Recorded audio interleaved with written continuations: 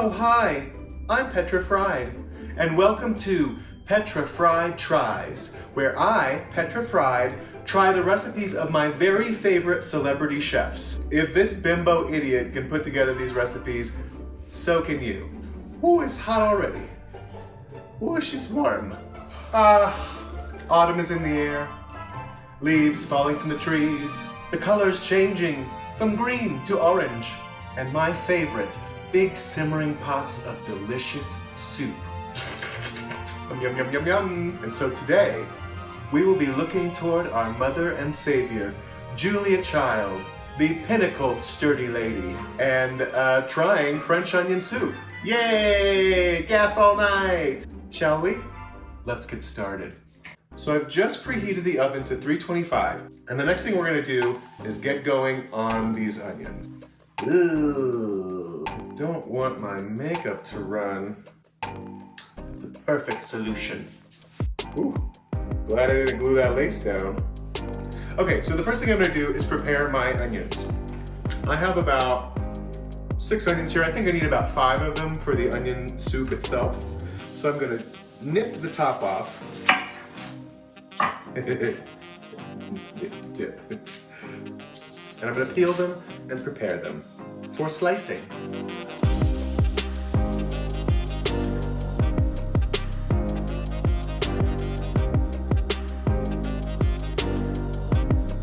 Ta-da!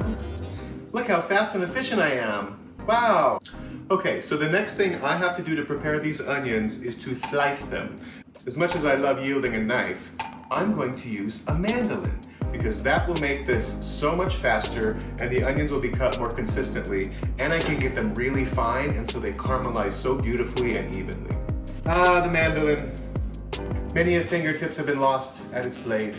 Get my onions lined up. Ooh, it's like little houses. Do you like my... All right, we're really going to be putting the goggles to the test.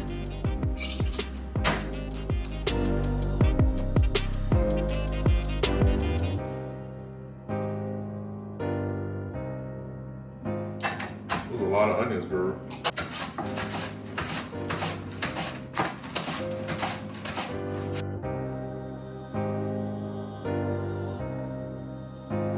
Voila!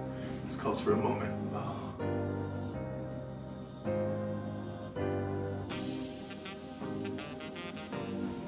Hi. Come around here. So the next thing we're going to do is saute the onions until they get nice and soft and translucent. Now what I have here is an oven-proof stock pot that's been preheated on about medium-low heat, depending on how hot your burner runs. My burner runs hot. So what I'm gonna do, put about a tablespoon or 2 of olive oil, about 2 tablespoons of butter,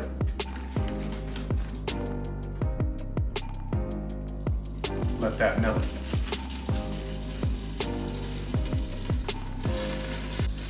Don't burn my hair, it's synthetic.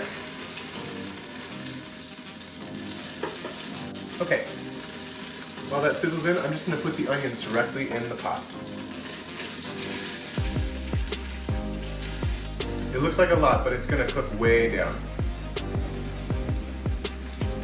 Goodbye, friend. Until later. Coat the onions so they all get a little bit of oil and butter on them. I'm gonna keep stirring this. We're gonna cook it for about 20 minutes until they're nice and translucent. That is a lot of onions. Onions always make me cry. It's just the onions. It's just the onions. Jean-Paul, why did you leave me? Why? Was it because I could not bear you sons? Is it because I am barren? Is it because I do not have a uterus? Oh, Jean-Paul. Oh, Jean-Paul. And there was a time in the first grade when Susie Adams called me a brace face, which is weird because I didn't have braces. And then at the end of the movie, he just comes out of the mist. He just comes out of the mist and he walks across the field during the sunrise and he says, I love you, I love you, I love you. I never wish to be parted from you from this moment forward. Yeah. All right, let's keep that heat in. Okay, we're back. It's been about 20 minutes and our onions have really reduced and gotten super, super tender. I think it's time for the next step. Turn up that burner to medium-high, because now we're gonna caramelize them. Caramelizing the onions is what's gonna give the soup its rich, nutty, robust flavor. So you definitely wanna spend the time to do this. It takes a minute, but it's totally worth it. I'm gonna grab my half teaspoon and try not to burn my hair. That's the half. And I'm gonna add 2 of these of salt. And then, very hygienic. Then I'm gonna do a half a teaspoon of sugar. And that sugar is really gonna help those onions caramelize. Right on top. I hope I didn't mix those up. Oh well. Give it a good stir. And this time leave the lid off. That's also gonna help some of the moisture evaporate out of that pot and caramelize the onions really beautifully. But watch it make a burn. Just like that 2 weeks after Puerto Vallarta. I'm not talking about a sunburn. Okay, so everybody knows that on top of French onion soup is a beautiful, crispy baguette or bread or toast or croutons that you then cover with delicious gooey cheese. Julie Chow calls for French bread or a baguette. I actually have a beautiful sourdough loaf, so I'm gonna cut those slices right now.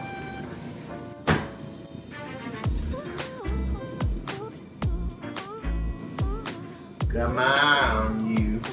We need about 6 to 8 slices. Only do a few extra. You know, just nibs on. You want these to be about 1 inch thick. I'm not talking about your grinder inches, I'm talking about real inches. Get a ruler.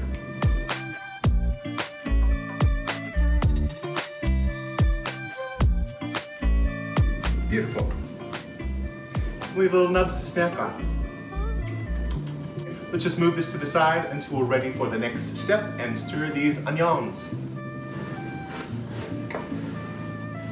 This is the part that kind of sucks. Caramelizing onions takes time. If you want beautifully caramelized onions, make sure you're not burning them right away because they're going to taste bitter and acrid in your soup. What you want to do is do it in this sort of slow method and give them a lot of attention, stir throughout. Give them as much attention as you give me. Am I stunning? Am I a sturdy lady? Let's tidy up this board.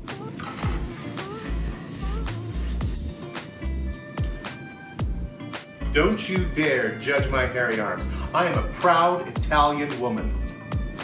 See, they're already getting some color, and it's only been a few moments. Let's just give this some time. Ooh, yeah. Oh, yeah. And we wait. And we wait. And we wait.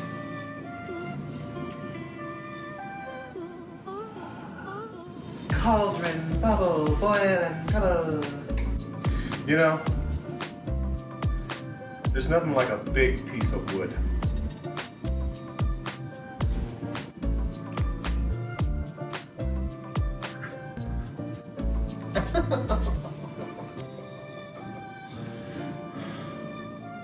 So these have been caramelizing for about half an hour, and they're getting nice and brown. We're starting to get some crusty stuff on the bottom of the pan. We are going to add some flour here. Before we do that, I'm going to reduce the heat a little bit to medium, medium-low, depending on your burner. I'm gonna take 3 tablespoons of flour. Just add it to the pan. This is going to help thicken the soup. And you know, we like it thick. I'm really referring to my intellectual capacity. Okay, once that flour is in, cook it for about 2 to 3 minutes until it makes kind of a paste. You'll start to see the flour coat the bottom of the pan as well. Don't worry about all that good stuff. We're gonna get it. In the meantime, I'm going to get a hold of my beef stock. I have 6 cups of beef stock here. Julia Child calls for homemade beef stock if you can get it. I don't got time to make homemade beef stock, so I'm using a lovely store-bought. But one little just the tip for you. Just the tip. If you're using store-bought beef stock and you're not sure about the quality, if you really want to amp up the beef flavor, you can crush a bouillon cube in there too, and it'll really deepen that beef. So this has been cooking for about 2.5 to 3 minutes. We're gonna add just a little bit of that beef stock, maybe about a cup. Stir it around really well. What this is going to do is help us deglaze our pan, and we're also going to be mixing into that flour mixture so that we don't have clumps. With the exception of my breasts, we don't have any clumps here. And you can see it's starting to clean the bottom of the pan too, which is exactly what we want. We want all of those crispy bits. Who doesn't love a crispy bit? So that's mixed in, and now we're going to add a few more ingredients and bring this bitch to a simmer. We're going to add the rest of our stock.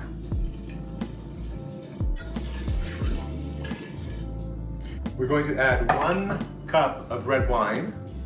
Another just the tip for you. If you don't have any white wine handy or a bottle open, you can also use vermouth or something like that because it's actually fortified wine.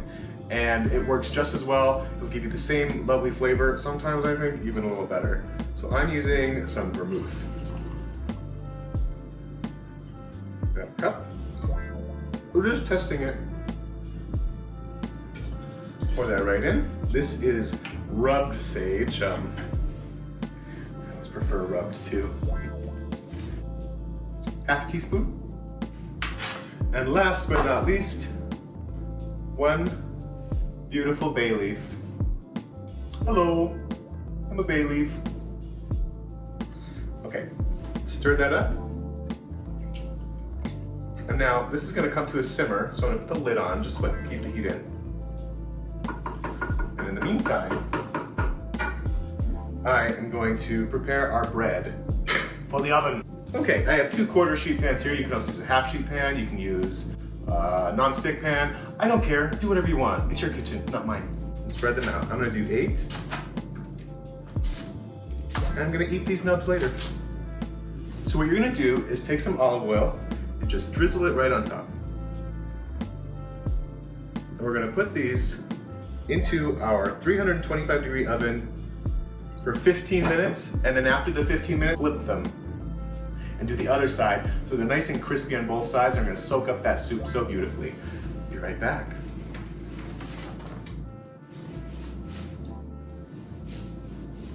Oh, hi again. It's been about 25 minutes and our soup has been simmering away. It looks gorgeous and it smells the same. Almost as gorgeous as me. So while this finishes its simmer portion, I'm going to grate some cheese. I have about 14 ounces of Gruyere here and 4 ounces of Parmigiano Reggiano. I told you I was an Italian lady. The recipe calls for 12 ounces of Gruyere, but I'm doing 14 because I'm a rogue and I do whatever the hell I want. Plus it's fucking cheese. It's cheese. All right, let's grate it up.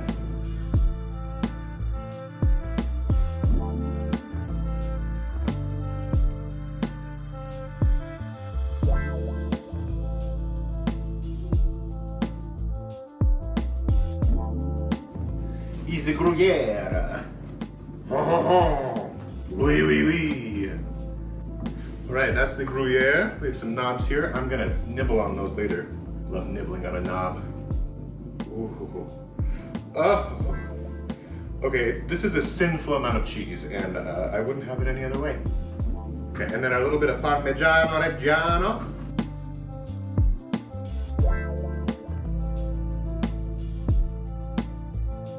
All right, there's my cheese. Here's a little just the tip for you. Just the tip. See this little edge, this little rind of Parmesan? I'm sorry, Parmigiano Reggiano. Keep it. Do not throw it away. This is gold. Anytime you put a pot of vegetable soup on, chicken noodle soup, throw this in and it will change that soup in ways you will not believe. It is a secret flavor bomb. Keep it. Put it in the fridge, put it in the freezer, lasts forever, dip it in. Will change your life. So as you can see, I have my lovely toasted sourdough. That looks so nice. Nice and crusty. Good crusty bread. And let's check our soup. This has been simmering for about half an hour now. Oh, truly something special. So before we move on and put it in the oven and get that cheesy top, we have a few more things to add to the soup. First, we're gonna salt and pepper this soup. Now, if you're not tasting your food while you're cooking, you're not doing anything right, and you should probably throw the towel, apply for early retirement, move to Barbados. I don't know. You live your life. Really important to taste and flavor your soup along the way. That goes with anything. Let's give her a taste. Beautiful, beautifully oniony. We added a little salt earlier, and there's a little salt in the beef stock, but not quite enough. So I'm gonna put in maybe a teaspoon's worth. And then also, lovely cracked pepper.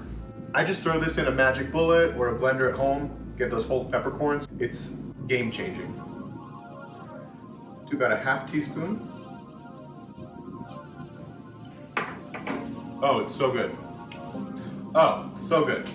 Okay, next we're gonna fish out that bay leaf because we don't want somebody choking on it, for those of us that have a gag reflex. Where are you? Come out, come out. Okay, seriously, where are you? Little bay leaf. Come here. Okay, I legit cannot find the bay leaf. Aha!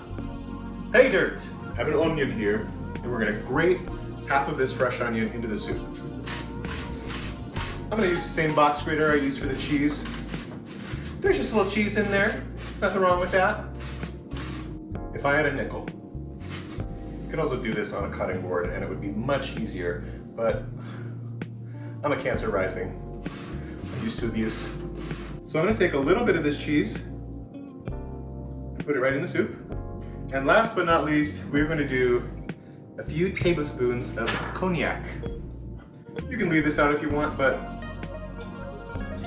you'd be wrong. We're absolutely doing 3.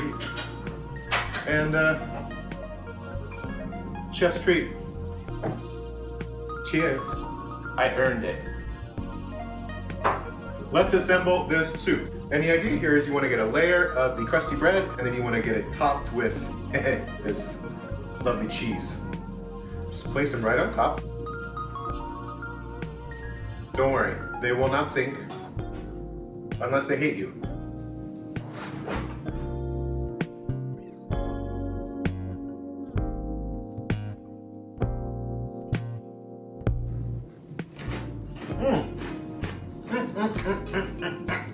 Now, you do the fun part. Get it cheesy. Oh yeah. Just sprinkle it right on top. Okay, this is an absurd amount of cheese. Oh my gosh, this is so much cheese. I will be riding sky high tonight. Hey mom, get the Beano ready. My mom thinks I'm funny. Okay, this is basically ready to go. And it's not necessarily in her recipe, but I do this with any type of cheesy crust on anything, like a casserole. I always like to give it a little bit of salt and pepper on top. I'm choking on bread. I got crumbs in my throat. A little bit of kosher salt. And then some of that cracked pepper. Oh yeah. We're just gonna take our olive oil and just do a little drizzle right on top. We're gonna put it in a 325-degree oven for about half an hour until the cheese melts. Y'all, there is cheese everywhere. I made a mess. Oh hi, soup's up. So, 5 minutes before I took this out of the oven, I turned the broiler on and I let it get nice and crispy, bubbly, browned.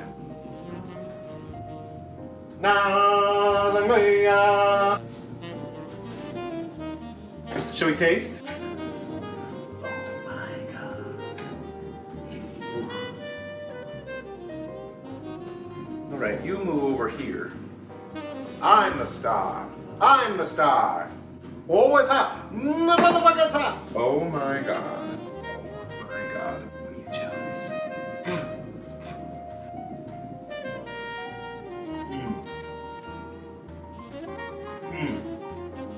Onions are so tender, sweet. There's so much depth from the beef broth and the wine and the cognac. That is delicious. And not just because I'm motherfucking hungry, because I've been cooking for hours. Julia Child's onion soup is so easy. All it takes is a little bit of time and a little bit of care. And in the words of Julia Child, bon appetit. That's not right. Bon appetit. Bon appetit. That's it. Got it. Very good impersonator. Very good. Thank you so much for watching this episode of Petra Fried Tries, where I, an idiot drag queen, tries the recipes of my favorite celebrity chefs. I hope you come back next time. You never know who will be trying next. Bye. Bye. So long. Ciao. Get out of my house.